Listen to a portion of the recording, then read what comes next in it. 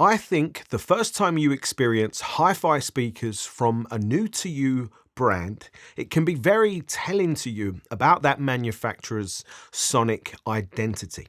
And I think that is especially true for larger manufacturers who make a broad range of products. And this has been my first time listening to some German-made Canton speakers that you can see there behind me. And if, like me, you are new to Canton, what can I tell you about their sonic identity? Quite a lot.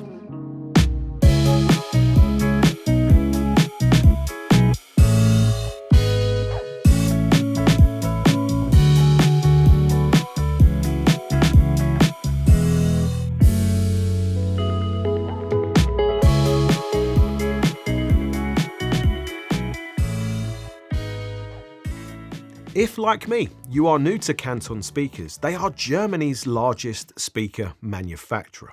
And that makes them maybe the equivalent of Bowers or Kef here in the UK. And like Bowers and Kef, they manufacture a very broad range of products across a lot of different price points. And I have been reviewing the Reference 2 speakers that are sat there behind me. And the Reference is Canton's flagship speaker line, with the Reference 2 being the second down, the one from the top speaker in that range, or maybe the second largest tower speaker, just depends on how you look at things. And I know a lot of you already really like the look of these speakers based on how many likes one of my Instagram posts has got, and I am in agreement with you. I think it's a very nice looking speaker that blends a mixture of modern and contemporary into one.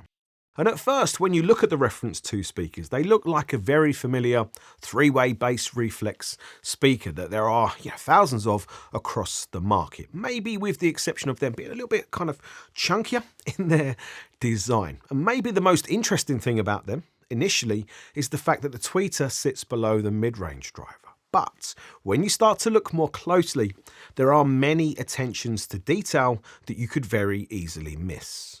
And let's start with what is most obvious, the shape of the cabinet. It's very curvaceous from every angle that you look at it from. The cabinet is made from multi-layers of wood to create this shape, and the front baffle really stands out for being fully curved, as do the sides of the speaker too, as they are obviously curved as well. However, it's with the side profile that you see that the top of the speaker curves downwards quite an amount as well. That is something you could easily miss. And that curve is mirrored at the bottom of the speakers too. So the cabinet's visual form is symmetrical, and I appreciate that attention to detail. And even the back of the cabinet is curved, but more subtly. And I also appreciated the wood finish on this speaker because there's clearly walnut veneers being used here, and when you look at the grain and how it's all joined for the curvature of the cabinet, I appreciate how difficult that must be to do this well, keep that grain pattern flowing so nicely across the whole speaker. So yeah, I'm very impressed by that. What I thought was really interesting, because it's not that obvious, is when you look at the Ref 2's baffle from the side profile, and hopefully I got my camera work movements well enough for you to see this, the curved front baffle seems to give the speaker some natural time alignment for the drivers, where the tweeter sits slightly further forward than the mid-range and bass drivers. Maybe this is an optical illusion, but the way the drivers are placed or recessed or built into the cabinet is definitely interesting. And the driver array features a 1-inch BC tweeter, or black aluminium oxide ceramic tweeter. And I did my best to get this on camera for you, but it's hidden away really very well behind a grille, so the tweeter is hard to see, and there is something in front of it that I assume acts in tandem with the very obvious waveguide surround to control dispersion. Then for the mid-range, the Ref 2 has a 7-inch BCT, and BCT stands for Black Ceramic Tungsten Driver. And I was really curious about this driver, how it's made up, and why this mix of materials has been used, because I thought tungsten was a heavy material.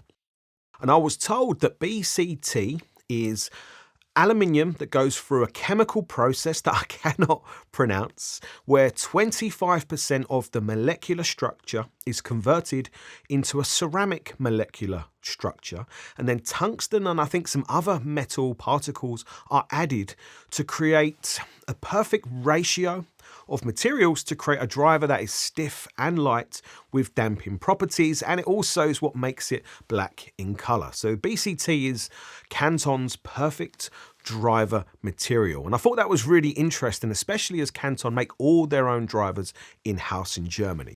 And the dual 8.5-inch bass drivers are also BCT drivers, so there is almost the same material being used for all of the drivers in the speaker.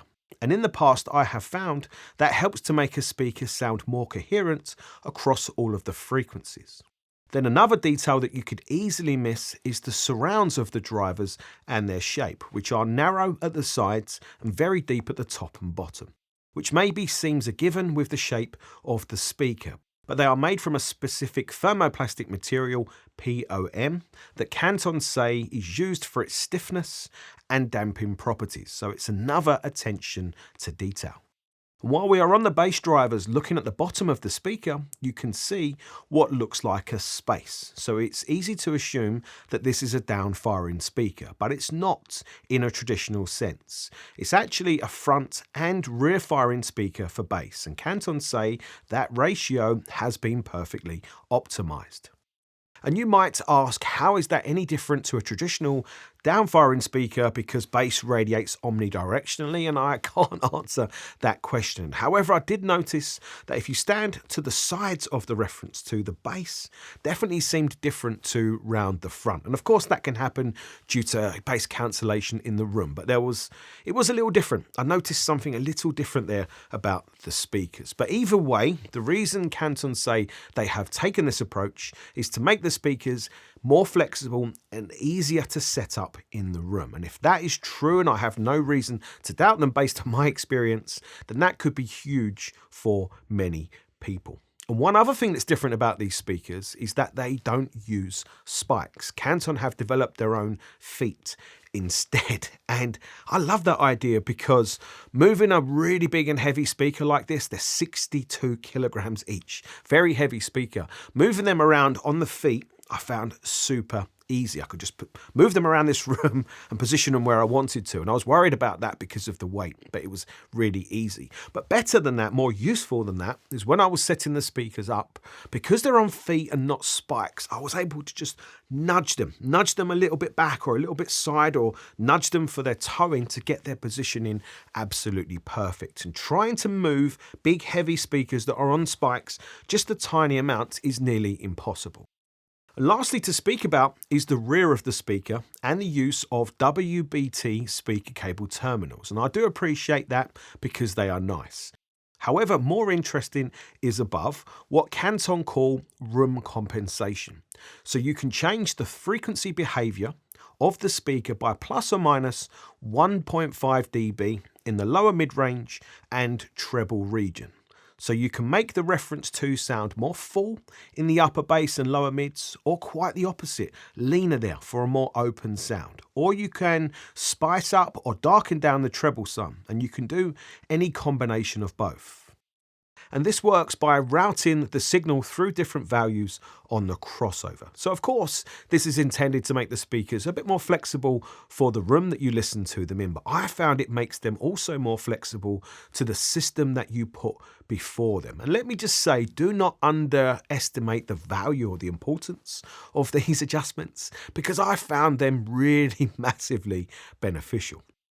And speaking of crossovers, I have some images of them which don't really give us any scale, which I always appreciate for a crossover. Canton say their crossovers use MKP and MKT capacitors for the high frequency section. The boards have double the conductor cross sections using thicker PCBs and thick, fully tinned conductor surfaces. They are microphony decoupled, and the contacts are all gold plated, and they use high-end internal wiring. So I think that is me covering all of the main points here about the Canton Reference 2. But there is one thing that I really did not like about them, and that is the speakers' grills, because Canton have chosen to go with an individual grill for each driver. So that's 4 grills per driver. And I really dislike that approach because it means it's such a pain to put them on and take them off. So much so that I left the grills in the box. I did not even get them out. That's me spitting my, reviewer dummy out of the pram. But let's talk about price. The Canton speakers Reference 2 cost £17,000 or £18,000 with the walnut wood finish, because that is a premium finish. So that is a huge amount of money for HiFi speakers, and that puts them in direct price comparison with Kef's Reference 5 Meta. So actually, it's not crazy in price, especially when you consider the equivalent Bowers, I think, would be the 802 D4, and they cost £10,000 more.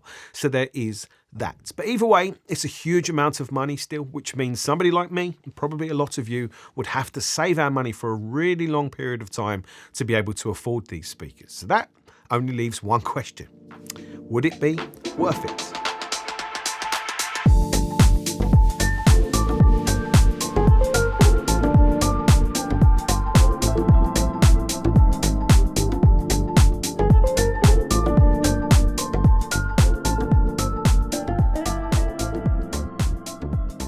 Time to talk sound quality then, and there have been 2 things here for me to consider. Firstly, of course, is the sound of the Reference 2 speakers, but also the fact that they are a large speaker for a smaller room like I have, and it's probably a smaller room than you would expect a speaker this size to work well in. But this is not an average small room because it is extensively acoustically treated, especially for bass. But it's been impossible for me to separate those 2 things because this is my first time listening to a Canton speaker. So some of the things I might say about their sound quality might be as a result of both of those things. So that's definitely something for you to think about. And I will be honest, I wasn't sure if they would be too big for this room from a bass outputs point of view, and I was fully expecting to need to work around that with their setup and maybe include some DSP, but that was not the case at all.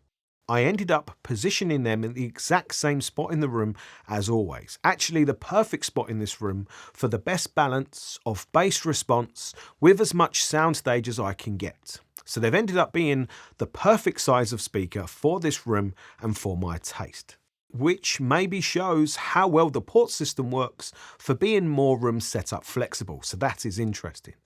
And while I am on that, if you have been following this channel for a while, you will have seen me review larger and larger and larger speakers. And that is not because I enjoy moving these heavy things around to do the video work. It's because I enjoy the sound of larger speakers more. And I'm really starting to, experience and appreciate that. And that is because large speakers like the Reference 2, they can sound very big in terms of their overall scale, and they do so very effortlessly. And yes, smaller speakers can sound just as large in terms of scale in this smaller sized room. But like I said, larger speakers like this, and particularly the Reference 2, they do it so gracefully, so effortlessly.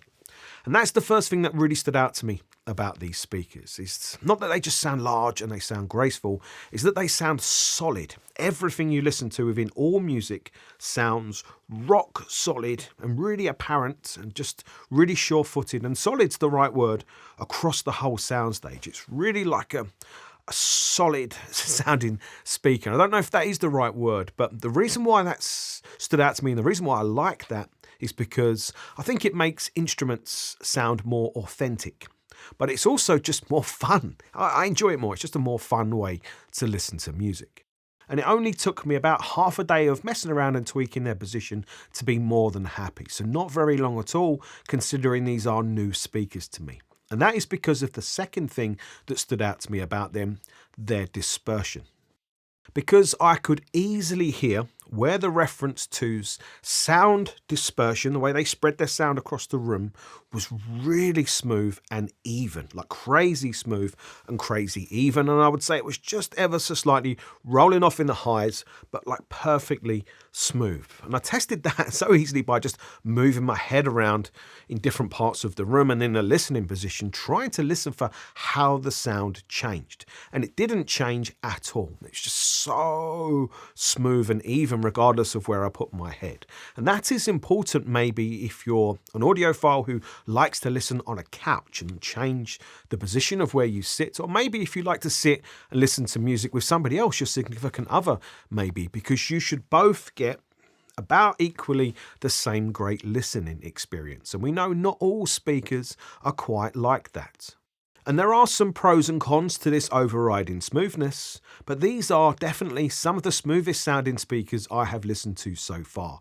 And that starts from their bass and goes all the way up to the treble, all with exactly the same amount of relative smoothness for that frequency band. And that has been very standout about them.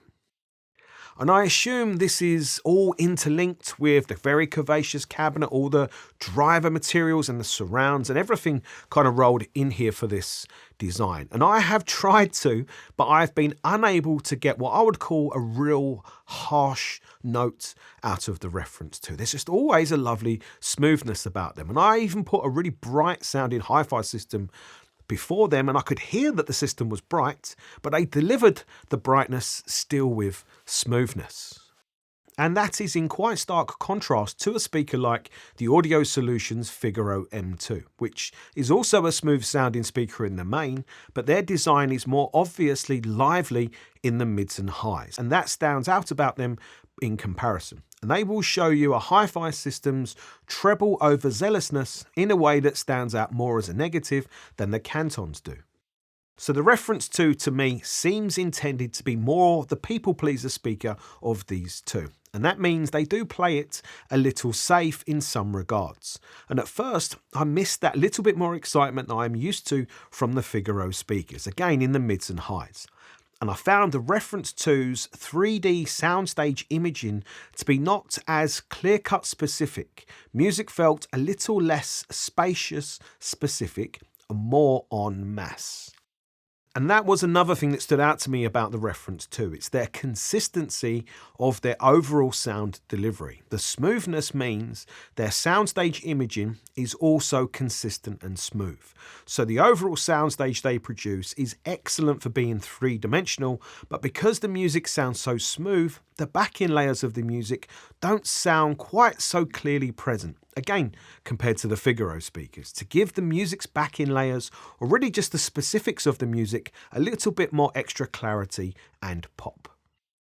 So the sonic music or soundstage specificity, the crispness, the way music is drawn. We hear it with our ears, but it's kind of drawn, isn't it, in front of us as a soundstage, 3D soundstage. Maybe the Cantons, it's not their biggest strength, the specificity of that. And I was missing that a little bit at first. So I thought I would try the room compensation adjustment and put the treble to plus. And that massively closed the gap. It made them sound faster, more specific, a little bit more clear cut, and it did exactly what I was missing. It just added a bit more high frequency speed and zinginess to the soundstage, and then I was very happy. But later I realized what I was just listening to was the overall hi-fi system sound synergy and the effects of that, because I realized that I think that the Canton Reference 2 want a different hi-fi system compared to the Figaro speakers to get the very best out of them. But of course, these differences could be related to the fact that this is a larger speaker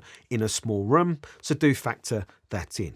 But even with these differences aside, the Reference 2 are still my kind of speaker. They are big and full and smooth in their bass delivery, so it's always a pleasing, nice flowing bass and never mechanical sounding. And there is plenty of bass there at lower volumes too, which I don't get from the smaller Figaro speakers. They need turning up a lot more by comparison. So that's another difference or benefit to the larger speakers maybe.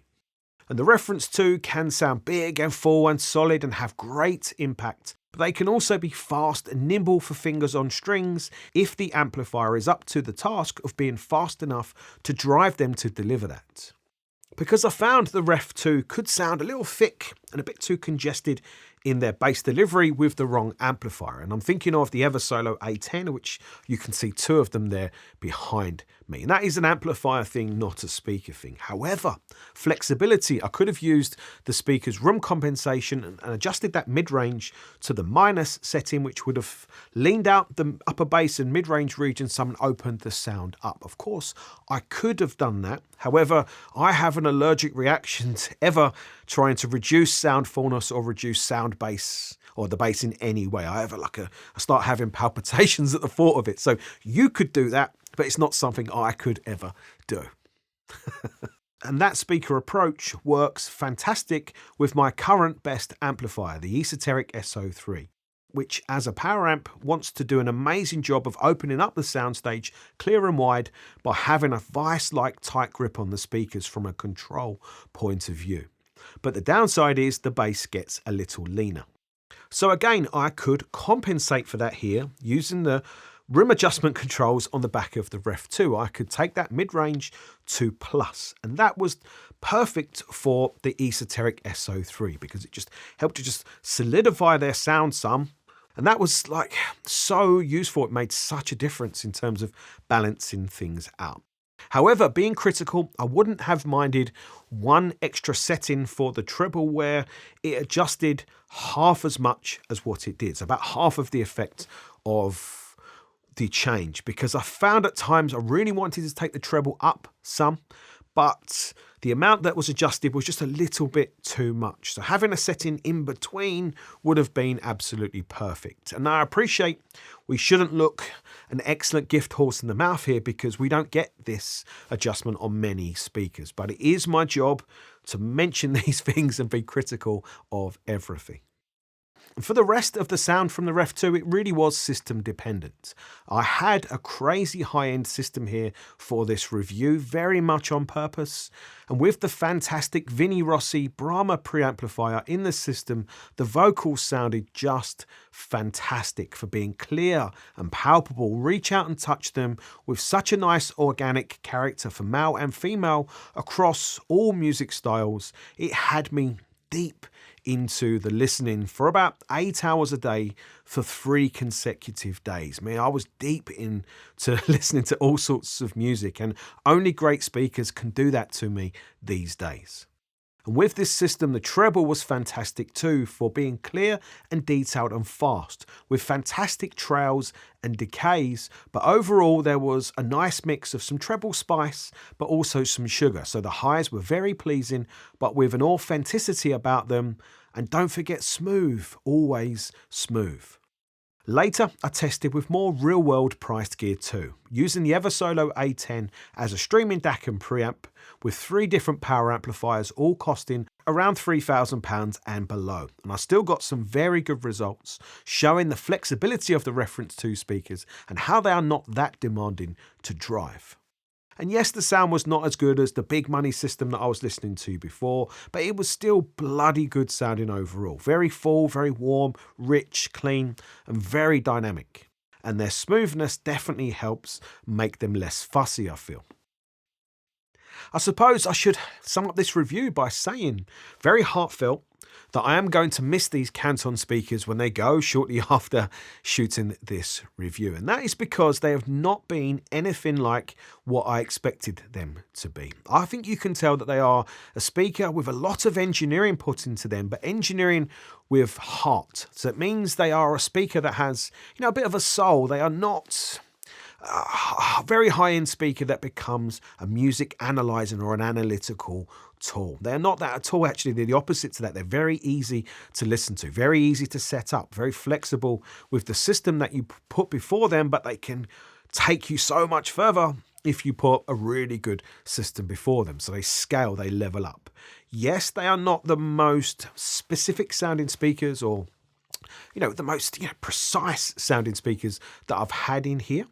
But once you're past that, like I said, you appreciate them for being very, very, very enjoyable speakers to listen to always. They're always enjoyable to listen to. And that cannot be undervalued, such as the flexibility as well, the adjustment you can do with them. So yeah, these has definitely been, it's been a great start, great introduction to Canton speakers. And these are definitely some of my favorite speakers I have reviewed so far. So I hope you've enjoyed this review. I hope you found it useful and helpful. If you have enjoyed it, hit the thumbs up button and subscribe to see more.